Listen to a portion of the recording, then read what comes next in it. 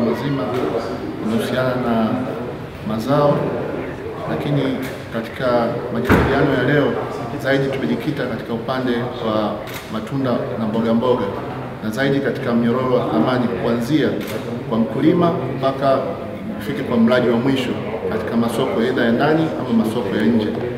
Kwa hivyo kama unavyofahamu, majadiliano haya ni mazuri sana na kwetu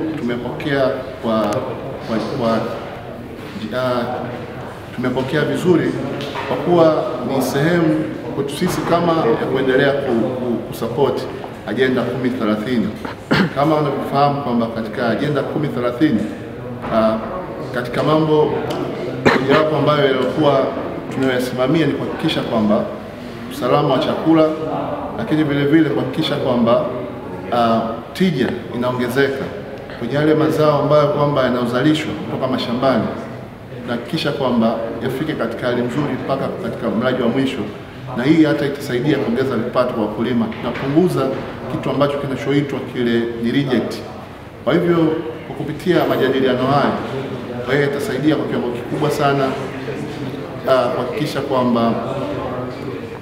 kuhakikisha kuwa mazao yanafika kwa mtu wa mwisho katika hali ya ubora. Kwa hivyo itaendelea kuwapa moyo wakulima wanaolima mazao na matunda mbalimbali. Kama unavyofahamu, Wizara ya Kilimo imeweka uwekezaji mkubwa katika maeneo mbalimbali ikiwemo katika umwagiliaji, kisha kwamba mradi kama huu unaweza kusimama kwa lengo la kumsaidia mkulima, lakini kumsaidia Tanzania. Sisi ni tutahakikisha kwamba hili jambo linasimama.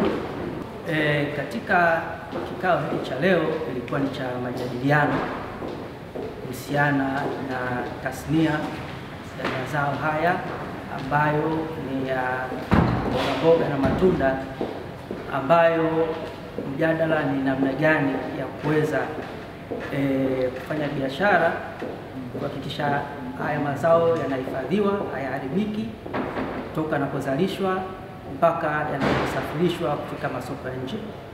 Kwa hiyo wadau mbalimbali wamehusika, na kama Kituo cha Uwekezaji Tanzania kina nafasi kubwa ya kuweza kuwasaidia wawekezaji katika tasnia hii katika uwekezaji wao, kupunguza ile gharama ya uwekezaji ili kuhakikisha kwamba haya mazao mengi ambayo yanazalishwa sasa hivi ya mboga mboga na matunda yanaweza kupata soko na kusafirishwa nje kwa ajili ya kuongeza mapato ya taifa, lakini na kuwanyanyua kiuchumi yale makampuni na wakulima kwa ujumla katika tasnia hii.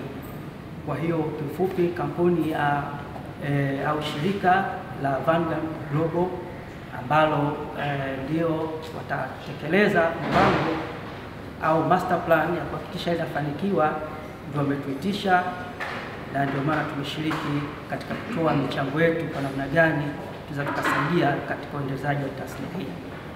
Kwa hiyo kwa kifupi napenda kusema hivyo. Asante. On what we believe is a strategic project for Tanzania on many levels, and we look forward to working very closely with all the local stakeholders to make this concept a reality.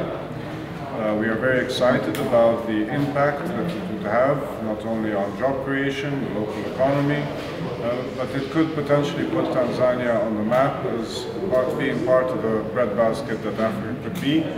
We also look forward to working closely with the local stakeholders to get Tanzanian fresh produce on supermarket shelves in foreign markets, as well as creating jobs and plugging into the subsistence farming community into an ecosystem that serves to benefit everybody involved and the national economy as well. Thank you.